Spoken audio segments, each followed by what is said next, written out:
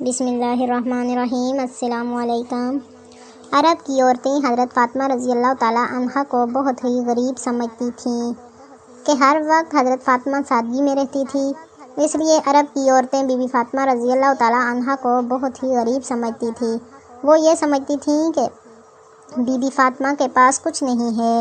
حضرت فاطمہ رضی اللہ تعالیٰ عنہا کے صحابہ کی باتیں کچھ عورتیں کرنے لگیں۔ ان عورتوں میں سے ایک منافق عورت بولی کہ میں نہیں مانتی کہ بنت رسول اللہ کے پاس کوئی معجزہ ہے یا کوئی دولت ہے، وہ ہر وقت سادگی میں رہتی ہے۔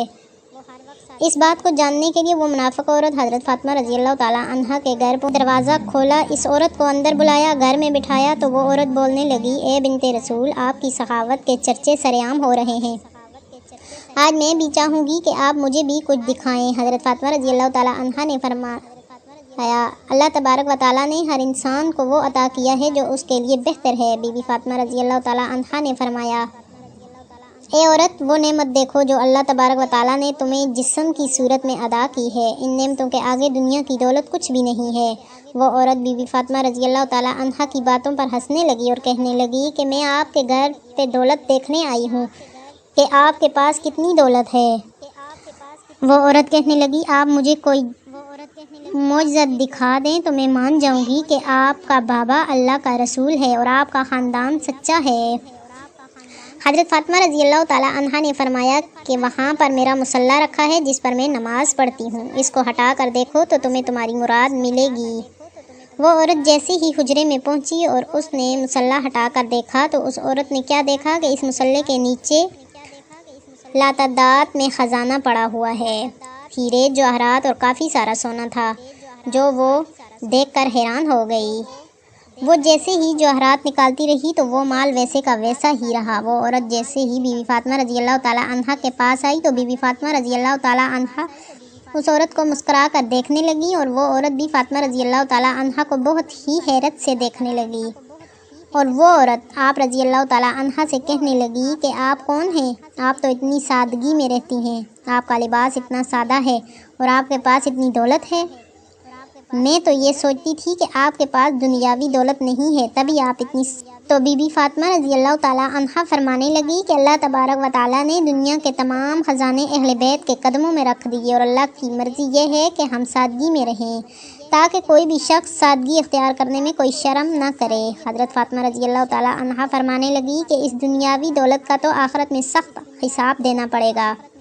جیسے ہی اس عورت نے آپ کا علاج اور معجزہ دیکھا تو وہ قدموں میں گر پڑی اور وہ عورت رو کر کہنے لگی، اے رسول اللہ صلی اللہ علیہ وسلم کی پیاری بیٹی، مجھے معاف کر دیجئے، آپ کا بابا اللہ تبارک و تعالیٰ کا سچا رسول ہے، میں اس بات کو تسلیم کرتی ہوں کہ آپ کا گھر اور آپ اللہ کے بہت قریب ہیں اور آج میں بھی اسلام قبول کرتی ہوں۔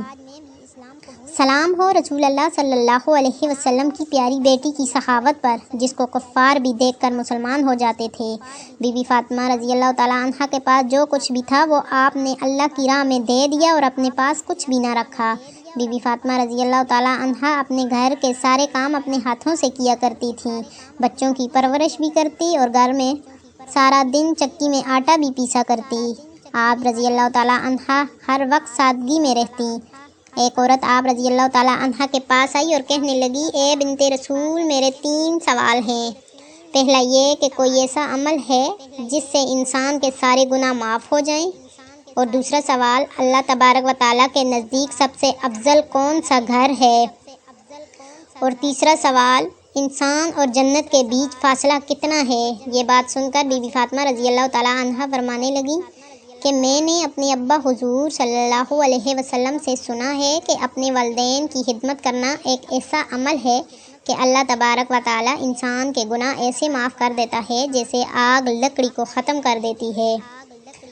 اور تمہارا دوسرا سوال تھا کہ اللہ تبارک و تعالیٰ کے نزدیک کون سا گھر زیادہ افضل ہے۔ جس گھر میں عورت کا پردہ جتنا افضل ہوگا، اللہ کے نزدیک اس گھر کا مقام بھی افضل ہوتا جائے گا۔ میں نے اپنے ابا جان سے سنا ہے کہ جیسے جواہرات کے لیے صندوق ضروری ہیں، ویسے ہی عورت کے لیے پردہ ضروری ہے۔ اور تمہارا تیسرا سوال تھا کہ انسان اور جنت کے بیچ فاصلہ کتنا ہے۔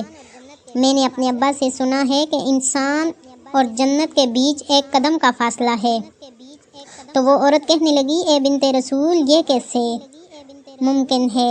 تو اس کی بات سن کر بی بی فاطمہ رضی اللہ تعالیٰ عنہا نے فرمایا اے عورت اپنا ایک قدم اپنے نفس اور خواہشات پر رکھ اور تمہارا دوسرا قدم جنت میں ہو۔